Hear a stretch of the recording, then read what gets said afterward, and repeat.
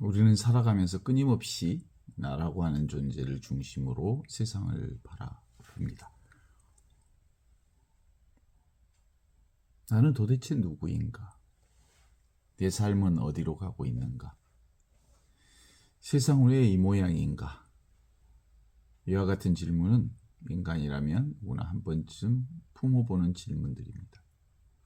그러나 깊이 들여다보면 우리는 너무나도 당연하게 생각하는 이 나라고 하는 존재와 세계라고 하는 대상, 생각만큼 확고한 실체가 아니라는 사실을 발견하게 됩니다. 새벽 산책길에 나서 영산강변을 걷다 보면 이 진실이 더욱 선명하게 다가옵니다.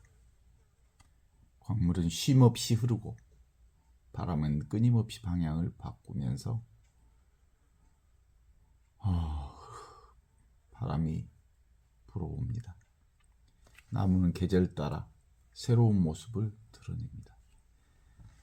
같은 강을 걷고 있다고 생각하지만 어제의 강, 오늘의 강이 아니고 어제의 바람이 오늘의 바람이 아닙니다. 모든 것은 끊임없이 변하고 또 변합니다. 그런데 자세히 살펴보면 변화하는 것은 자연만이 아닙니다.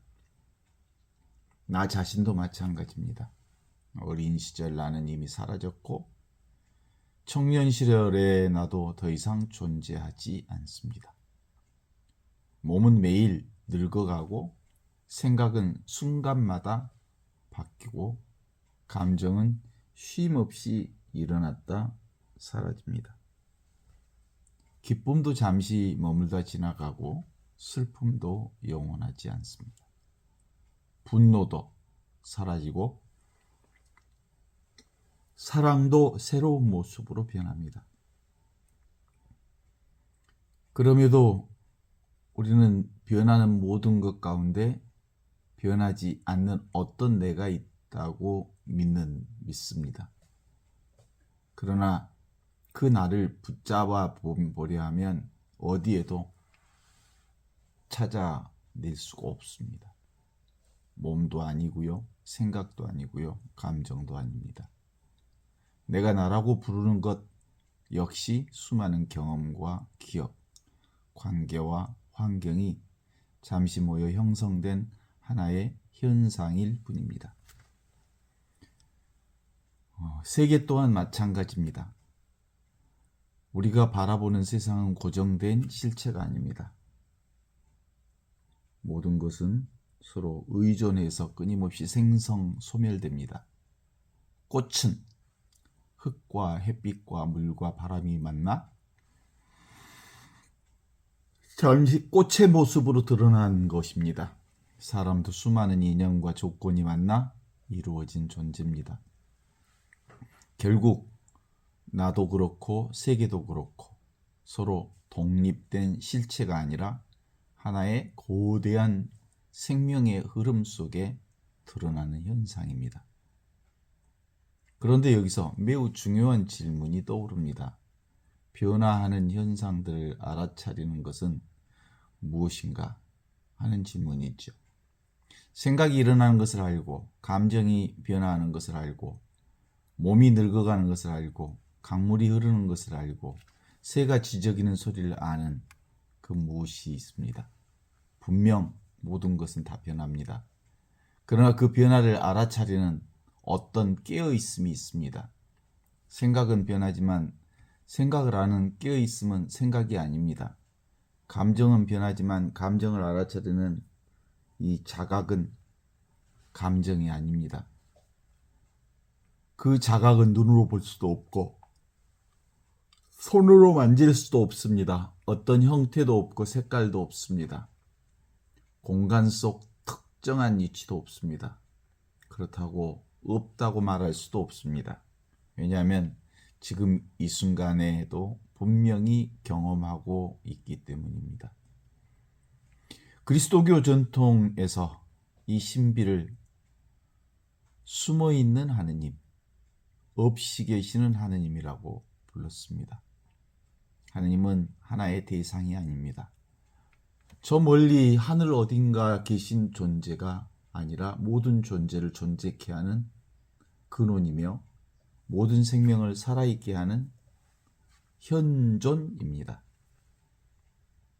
우리는 흔히 하느님을 찾기 위해 멀리 떠나려고 합니다. 더 많은 공부를 해야 할 것 같고 더 깊은 수행을 해야 할 것 같으며 특별한 신비 체험이 있어야 할 것처럼 생각합니다. 그러나 예수님께서는 하느님 나라가 가까웠다. 그 하느님 나라가 너희 가운데 있다. 하느님 나라는 먼 곳에 있는 미래의 약속이 아니라 지금 여기서 체험되는 현실이라는 뜻입니다. 문제는 하느님께서 안 계시는 것이 아닙니다. 우리 마음이 끊임없이 과거와 미래를 떠돌면서 현재를 놓치고 있습니다.